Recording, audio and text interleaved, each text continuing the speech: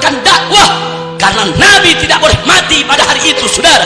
Al-Quran belum diturunkan 30 juz, dakwah Nabi belum selesai, Islam belum sempurna. Kalau terjadi apa-apa terhadap Nabi, maka hancurlah dakwah Islam ini, saudara.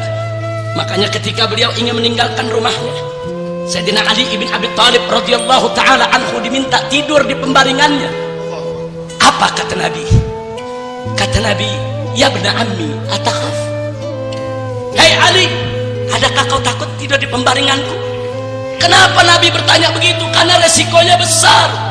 Begitu Sayyidina Ali tidur di pembaringan Nabi, berselimutkan kain burdah Nabi, maka nanti orang-orang kafir begitu dobrak rumah Nabi, masuk rumah Nabi, mereka akan bunuh siapa saja yang ada di balik selimut Nabi, karena mereka anggap itu adalah Nabi, saudara.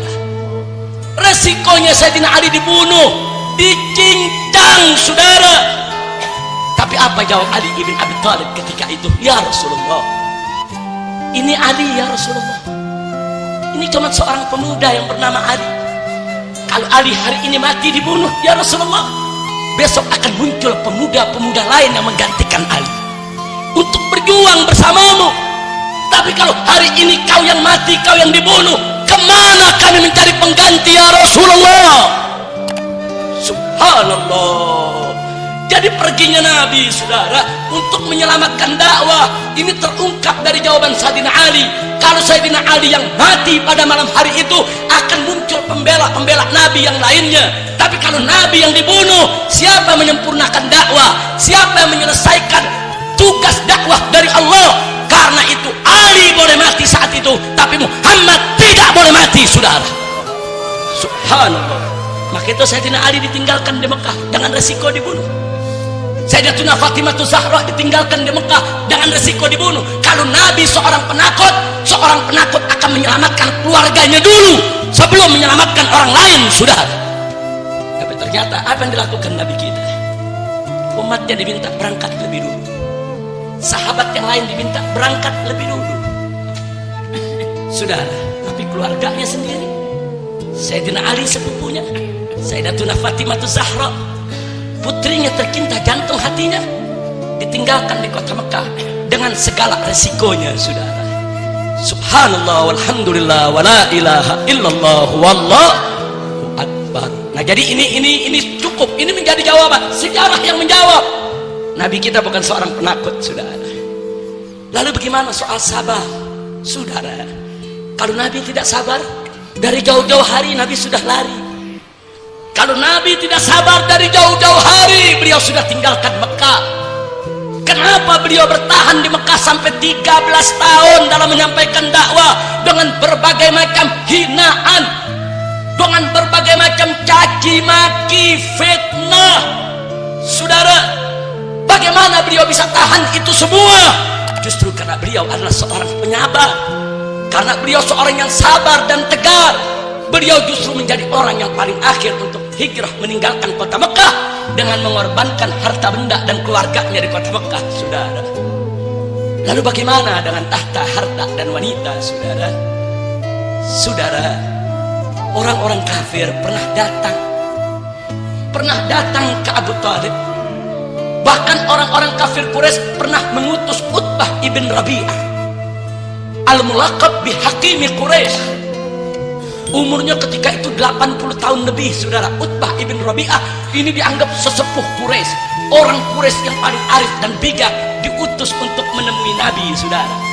Apa dia katakan?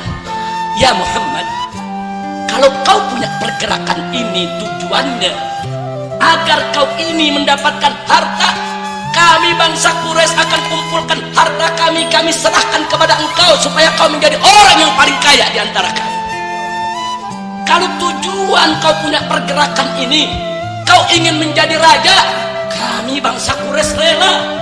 Malakna kemulkan, kami akan jadikan engkau raja, berikan kekuasaan, dan kami siap patuh kepadamu. Kalau tujuan pergerakanmu ini agar engkau punya kemuliaan, dihormati, maka kami siap untuk menjadikan kau sebagai pemimpin kami, dan tidak akan kami mengambil keputusan kecuali dengan izinmu. Bahkan di riwayat lain disebutkan, Sampai Utbah mengatakan, andai kata kau menginginkan wanita, kami akan kumpulkan wanita-wanita Arab yang tercantik untuk kami berikan kepada engkau. Andai kata kau menderita suatu penyakit yang kau sulit untuk mengobatinya, kami seluruh bangsa Quraisy akan mencari tabib yang terbaik.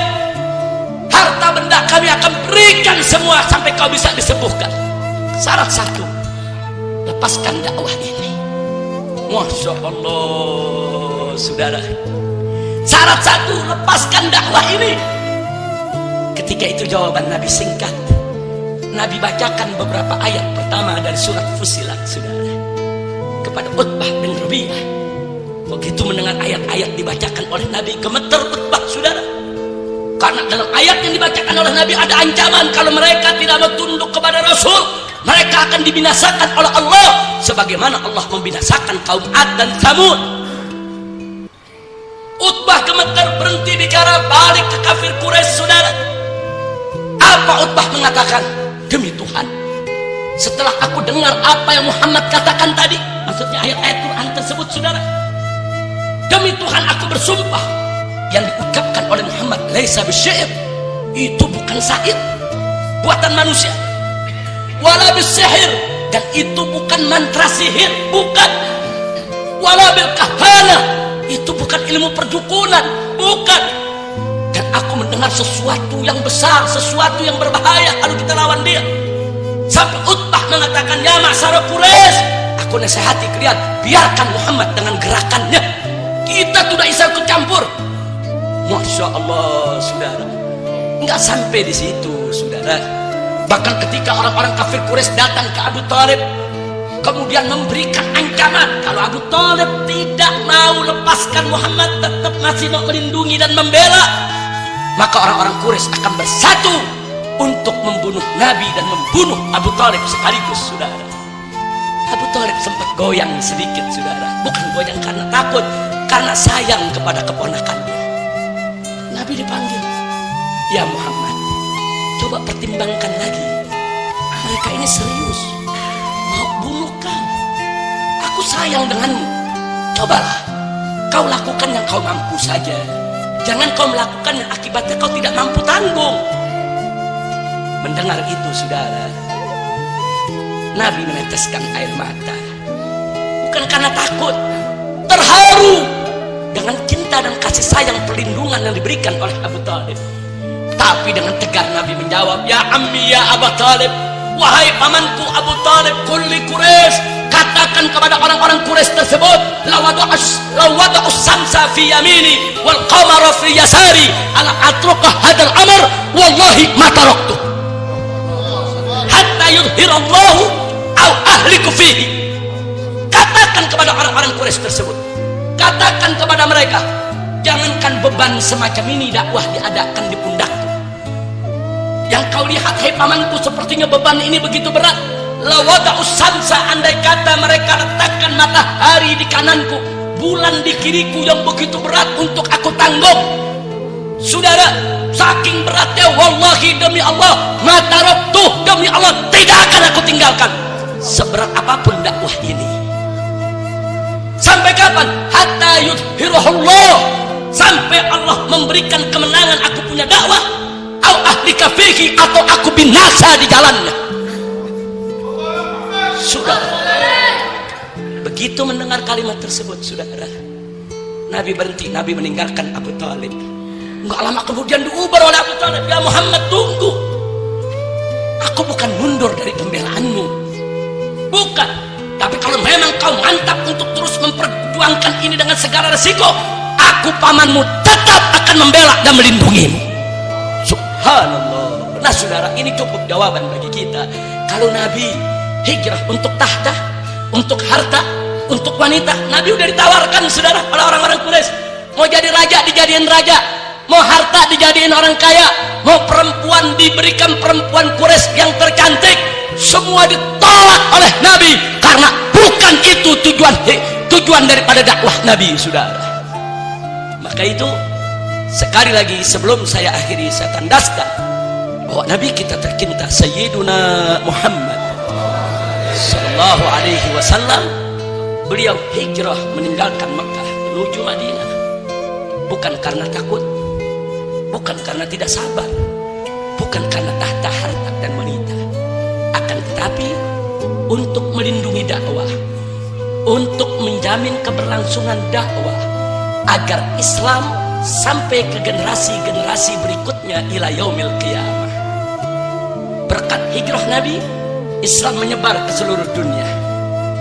Berkat hijrah Nabi, Nabi selamat dari pembunuhan orang-orang kafir sehingga beliau bisa menyebarkan Islam ke semua tempat. Berkat hijrah Nabi, saudara, Islam itu diturunkan oleh Allah kepada Nabi sampai sempurna. Al-Quran diturunkan 30 juz sampai ayat terakhir Allah sampaikan kepada Nabi, al-yauma akmaltu lakum dinakum. Sempurna sudah Islam tersebut, saudara. Berkat hijrah Nabi, Islam sampai ke Indonesia.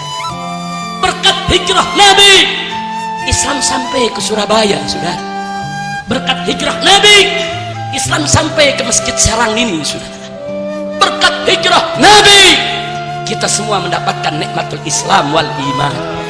Alhamdulillahi Rabbil Alamin. Nah, jadi itulah ringkasan yang ingin saya sampaikan. Sekali lagi, Nabi hijrah bukan karena takut, bukan karena tidak sabar, bukan karena tahta harta dan wanita, tapi untuk menyelamatkan dakwah, menjamin keberlangsungannya supaya dakwah Islam sampai ke generasi berikutnya, sampai kepada kita semua ila yaumil qiyamah. Sallu ala nabi. Nah, akhirnya sebagai penutup saya ingatkan pesan Nabi dalam satu hadis. Beliau mengatakan, al muhajir man hajara ma nuhiya anhu. Sesungguhnya orang hijrah, muhajir sejati, saudara, adalah orang yang menjauhkan diri dari segala yang dilarang. Jadi kalau dulu Nabi hijrah dari Mekah ke Madinah, maka sekarang juga kita wajib hijrah, tapi bukan hijrah dari Surabaya ke Jakarta atau Jakarta ke Surabaya, tapi hijrah minal maksiyah ila ta'ah, hijrah minal zulumati ila nur, hijrah minal haram ilal halal, hijrah minal batil ilal haq. Mudah-mudahan kita semua di tahun baru ini diampuni oleh Allah dosa-dosa kita di masa lalu, dosa kita di tahun yang sedang berjalan sebentar lagi selesai, dan kita di tahun baru sebentar lagi masuk dijadikan oleh Allah sebagai orang-orang yang solihin, mukhlisin, muhsinin, mu'minin, mujahidina fi sabili rabbil alamin, wa ila hadrati sayyidil mursalin bisirril fatihah.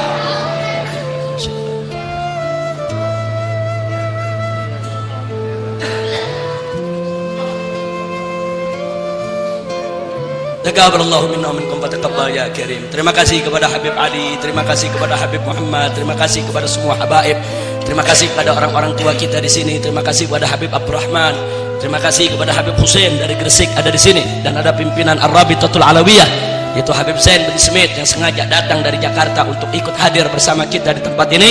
Dan di sini juga ada Habib Abdurrahman yaitu yang juga datang dari Jakarta sebagai salah satu pimpinan daripada Ar-Rabitatul Alawiyah. Mudah-mudahan kehadiran beliau para habaib kita bersama kita di masjid ini akan menjadi penyebab turunnya rahmat dan barakah. Terima kasih atas segala perhatian. Saya mohon maaf atas segala kekurangan, kekhilafan dan kesalahannya. Hadani Allah wa iyyakum ila siratil mustaqim. Wassalamualaikum warahmatullahi wabarakatuh. Afwan, awalna alaikum ya